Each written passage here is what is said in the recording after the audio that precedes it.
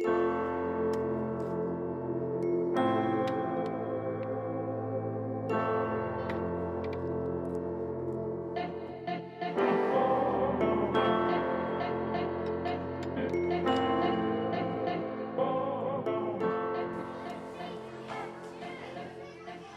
standing here with Mark Hogg. He is the CEO, founder of Waterstep, and we're in front of one of these bins that people have probably seen around the city. I'll tell you what, Troy, there's a lot of them. We got well over 200 drop sites in about a 60-mile radius. Right. And it's exciting because a lot of people think shoes is what Waterstep does, but shoes is a fueling component to save lives. Right. Yeah. So I've got my tennis shoes on Nice. today. We'll take those today.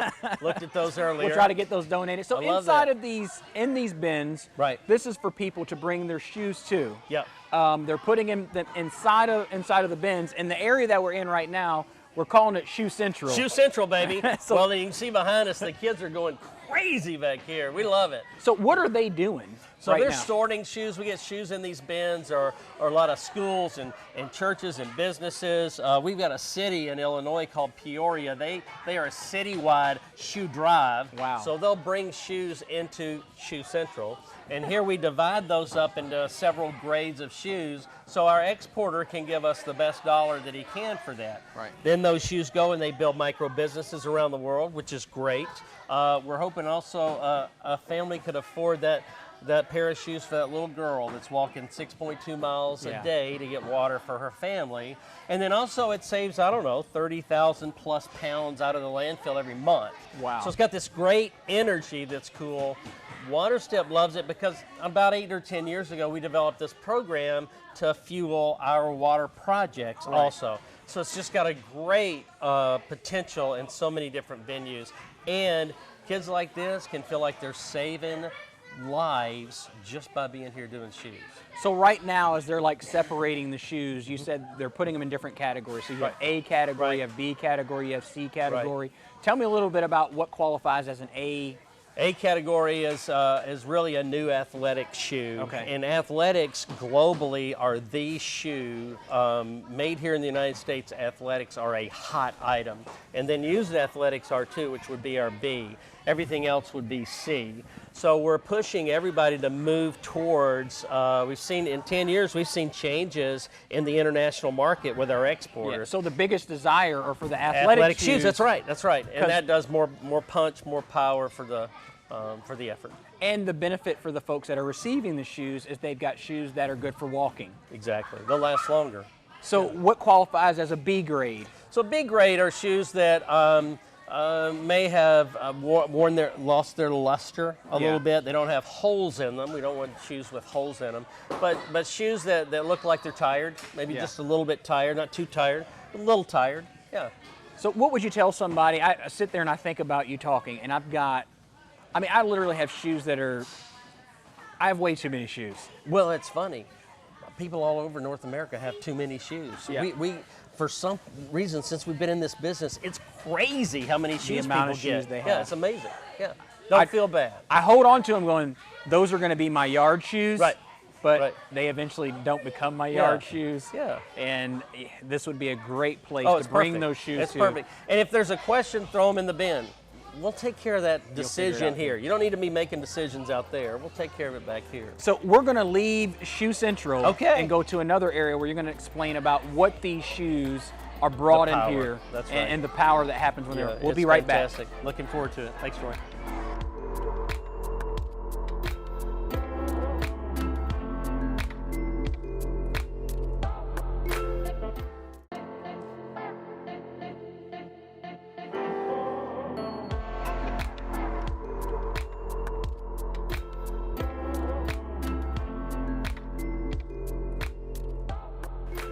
So we left Shoe Central right. to see where they were basically taking the shoes, organizing them so they can get together, go across seas, and right now we're in what we call the Academy. Water Academy, right? Water Academy. And this is really at the core of why you guys have the shoe donations. So what I'd like for you to do is just kind of explain to our audience, what was your heart and your mission behind getting clean water to areas where they don't really have it? You know, for me, a lot of people think I'm an engineer or I have some sort of technical background because we work with some technologies. I don't. I'm not a very good student, and but I had an experience. I think a lot of us go through experiences that change us. Yeah. And I had a chance to be a part of that in West Africa. I was in college in 1983. I was able to be a part of a group of several of us to go to a community about 5 hours outside of the city, which was 5 hours from any type of civilization in Burkina Faso, right below the Sahara Desert. It was severely hot. I was way out of my comfort zone. And the first day, first hour I got there, we were taken to our project. And on this, in this truck, we went out to this area where there was like this small pond, if you will, or big pond maybe. And so when the rains came, the gentleman said, this holds 20 acres of water. We need it to hold 60 acres of water. Okay. And so the water was really nasty to begin with. Sure. And he said, so how we're going to do that is you're going to build a dam. I had never built a dam. And so there was this berm holding back the water, and we were supposed to make that longer, bigger, taller, use rocks and some concrete and rebar and that kind of thing. So we kind of learned as we went. But what happened to me personally in the angst of that experience was my life was literally turned upside down. Yeah. I'd never been in a place like that. I'd never seen people come for so far. Imagine how far somebody could come just for water. Yeah. And they did it every day. So they come and they get this water that was just filthy. They bathed their children in it. The kids would play in it. They'd be right next to cattle and goats and sheep, urinating in it, defecating in it. And this was the water that they used. This was also for the life. drinking water. That's it. It was everything. Yeah. And so people were sick. And I'll never forget, there was a cadence on occasion at night that would happen. And it was a cadence that a child had died. Well, when I realized after a period of time that was waterborne illness that had killed those children. During the experience on the dam, each day we would go to this mango grove, if you will, and take a break. We did it a lot because it was so hot.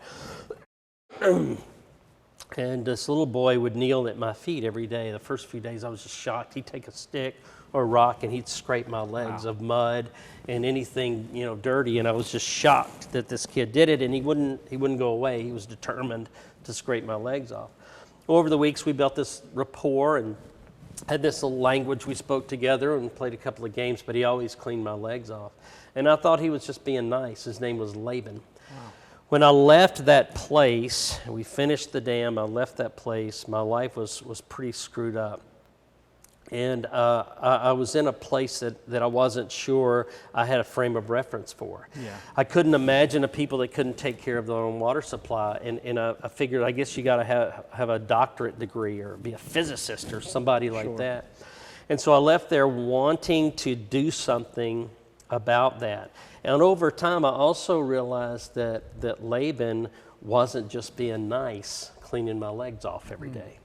Laban was small. He was young. His stomach was engorged with parasites. He didn't have the strength to pick up rocks or mix concrete or do anything else. But he had the ability to clean off the legs of one of the guys leading the project. And I think what he was saying to me is, I need you in the game. Because I know what it's like to get up in the morning and have lost a friend from waterborne illness. I know what it's like for my family to suffer. I know what it's like for the water to be this nasty, this bad before the rainy season comes. I know what it's like for the water to run out. Right. And I need your help. I need you in the game.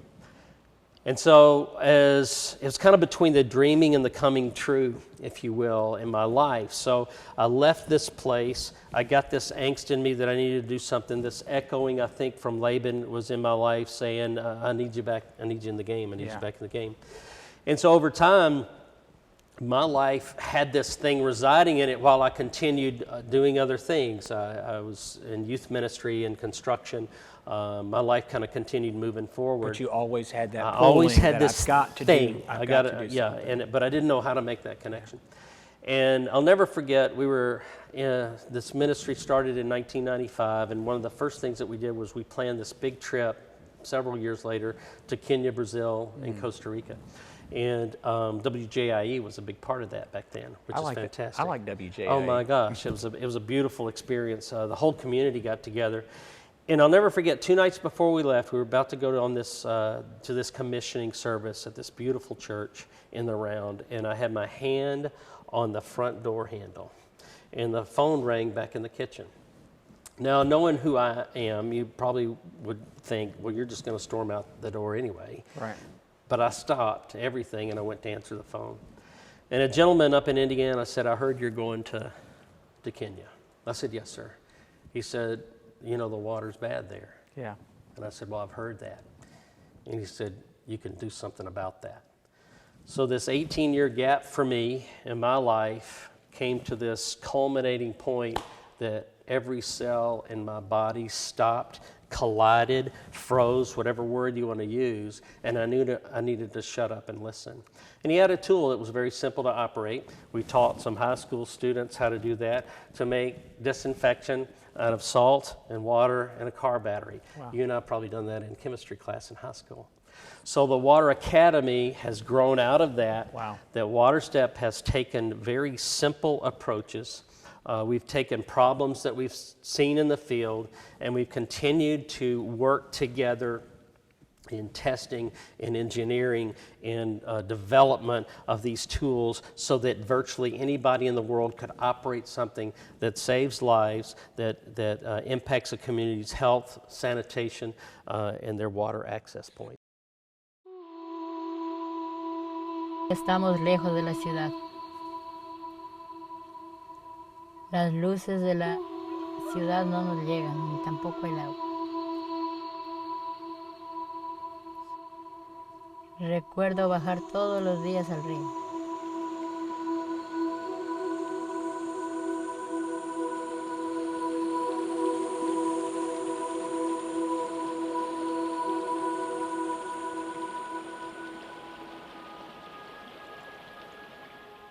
Bajaba y subía por la montaña. En el invierno era muy resbaloso. Se caían los burros y hasta nosotros también nos caíamos. Soy mujer y soy madre de 8 hijos. Y así, de todas maneras, tenía que ir a traer el agua. El trabajo era duro, no era fácil. Para vivir es necesario el agua. Para las plantas, para los animales, para todo. En el río hay de todo. Cuando nos metíamos al río, habían plásticos, fundas, todo, hasta espinas. Yo cuando me iba a lavar, llevaba la tonga. Y ya cuando me daba sed, tenía que tomar esa agua, aunque sea contaminada, porque no tenía otra opción. Por el trabajo del FEP y Waterstep, yo veo ya que no hay mucho peligro para mis hijos, para mi familia, para todas las personas.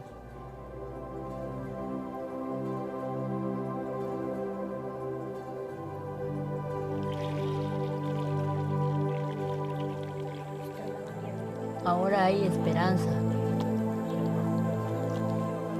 para toda mi familia, para todas las personas de mi comunidad y hasta para las que vienen de afuera.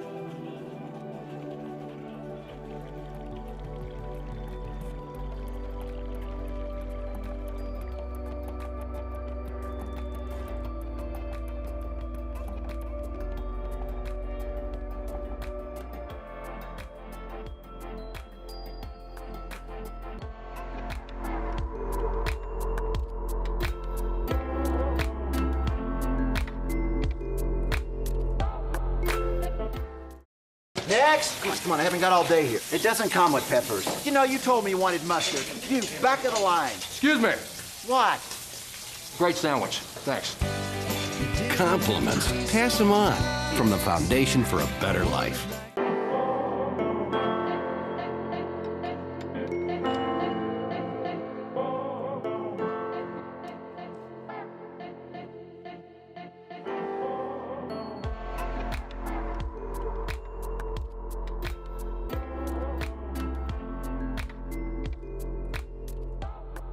You know, the only thing that I can say is wow after watching a video like that.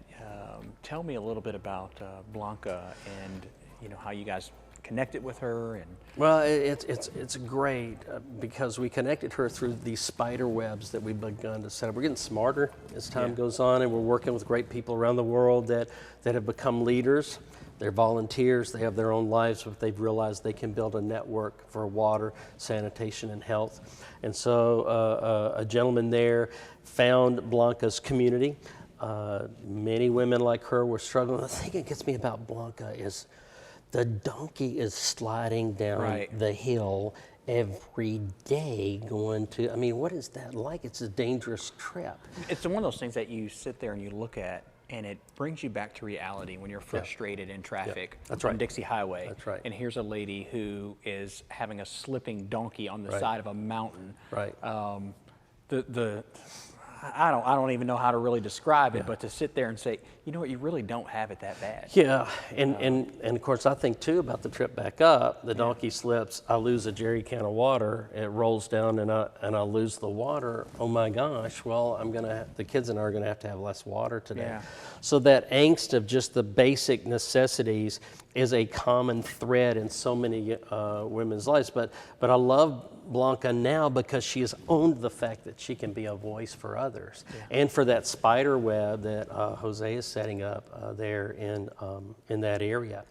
The amazing thing too is we're able to do a lot of teaching now via video conferencing. So when we work together with water projects, a lot of our work is supporting those people with extra funds to be able to travel, set up, get tanks and that kind of thing in certain situations, and caching equipment in spots around the world. So our money is going farther, stronger, better, and folks like Blanca can be reached quicker. Talk to me a little bit about the chlorine generator. Yeah. This is cool. This unit right here is Waterstep's chlorine generator. It was actually invented in 1896 in Louisville, Kentucky. We were known as the graveyard of the West. We were begging people to come help out. So this guy named William Jewell shows up. He's the first person to ever take salt, water, and electricity. This combination created disinfectant, dosage water, and kill pathogens. I've bacteria, heard that kind of Louisville stuff. has some of the best drinking It does. water. Well, we got the in great country. history. This changed the world. Wow. Because now every metropolitan place in the world, every metropolitan city is using this. And this is our version. It's very simple. Again, we're using salt. It's 2 chambers. We put salt and water in one chamber. We put some electricity to either side of the chamber with these pads. We put a little pump in the tank. Wow. This could be as big as this room. We run it through here, and this Venturi sucks chlorine gas into the water line. For the person that's like at home and they're wondering why do they need a chlorine generator? Because we think of chlorine pools, we think of the chlorine tablets. Why is that so important around the world? Chlorine is such a wonderful tool to kill pathogens in water. If you look up 2 Kings chapter 2, there's a great story of Elisha using salt in volcanic water to treat water that's killing the people of the town. It's a great story. God knew about this a long time ago. But this is a powerful opportunity for us to kill those pathogens that are causing cholera, that are causing Ebola, that are causing other types of critical issues out in the world that can kill you fast. Right. And so that's one of the things that's great about in a disaster situation and in the developing world. So even areas like Puerto Rico, or anyone that's been hit by a hurricane or disaster, tsunamis. You've got to use disinfection. It's critical to start with disinfection because that's what's going to make you sick real quick. Yeah. In Puerto Rico, we saw women and men pulling up their pickup trucks to the side of this mountain, and they were just getting water that was runoff. And talked to several women that are weeping while they're getting their water. Why are you crying? Because I'm going to take this water home, and it's going to make my children sick. But it's all we got because of the storm. Wow. Live that way every day of your life in the developing world. One of the things that you were talking about as being a problem were the fact that how do they transport the water? Because the people were walking miles to get it. 6.2 miles is the average trip a young girl takes to get water for her family. So you guys have designed, it's called a water ball? The water ball is beautiful. Yeah, so this young man came to get trained from Austin, Texas. He was an engineering student. After being with us a day or two, he just fell in love with us. We fell in love with him. He says, I think I've done something cool. I've got this water ball thing. Yeah. Can y'all take it to another level? And you can look at it here. It's rolling around. It's exciting. And it's easy instead of carrying water on my head or my back, ruining my spine, messing up with my hips. I can roll it in front of me a lot safer. And how much can you carry inside that I water can ball? carry 12.5 gallons, and the Wow. most I can carry on my head is 3 to 5. So I'm able to carry potentially 3 or 4 more times the amount of water than I could. And you're not hurting. Not hurting myself, yeah. Now, talk to me a little about, you guys have the water ball, but you were also talking about you guys are training people to repair hand pumps Right, that are over that's there. right, that's right. So- So a lot of folks are drilling wells, and that's not a bad thing, but the more wells we drill in an area, it's like Swiss cheese. You're popping holes all over the place. The aquifer underneath can get contaminated because water in rains runs off. If we got a bunch of holes in the ground, it runs in the aquifer. What we want to do is take the well heads that may be there and may be broken and repair those. Hand pumps, like the little girl's pumping in Africa, filling up her little jerry can, they're going to break in 12 months, maybe 18 months. And they abandon them. And they abandon them because there's nothing else to do. It's like, I don't know how to fix it, so I got to go over here to find another pump somewhere. And then they're asking somebody, help me, help me, help me. We're like, well, we'll drill a well, but they've forgotten to tell them, oh, by the way, there's a broke hand pump over there. You could fix that. Yeah. And so for pennies, we can fix a broken hand pump and then teach the folks in the community how to do that, and they can keep their own hand pump maintained. Wow. Yeah, that's what we do here. It's the only indoor hand pump school in the world. So one of the things that I wanted to kind of focus on is really it was birthed out of you answering a call and a tugging on your heart. And if like somebody's sitting at home and they're going, oh my gosh, I've had that impression on me for years. Yeah. God, I know that you've been pushing that on me for years. What would you say to kind of encourage that person? The biggest thing is you're not alone, because I believe when God puts a call on our life, that he's put it on somebody else's life too, and it binds us in community. And so that's what I want to encourage all of us, is when we get something we feel like we need to do, just let's start taking steps, because then there'll be folks coming around you to be a part of that too. Yeah. Because God works in community, not in individuals, right?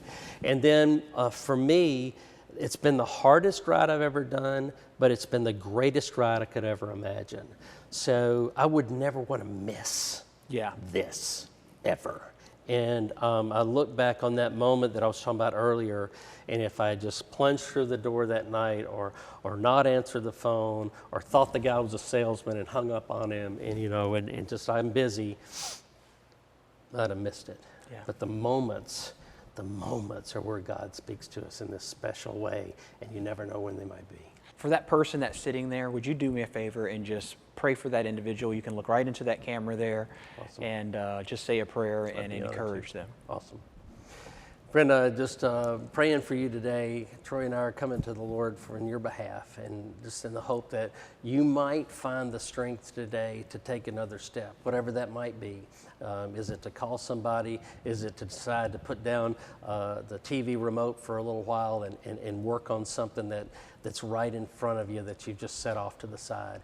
And I pray that no matter what that might be, that you find strength in the Lord to do that, and you find the sustaining strength to keep going in the way that you need to go. God wants us to have an abundant life, and in that abundance, he invites us to places that are amazing, but can be difficult too. Mm-hmm. So I think the scripture is full of a lot of those places where we're invited, don't fear, because God is with us, and I believe that with all my heart. A lot of the things that we're invited to, God is with us, been there before, and it's a powerful impact we can have on the people around us. Blessings to you, and I hope you have a great day. Amen. If you would like more information on our featured guest, visit us online at wbna.com and click on the Go tab. Troy Miles can be contacted at go@wbna.com.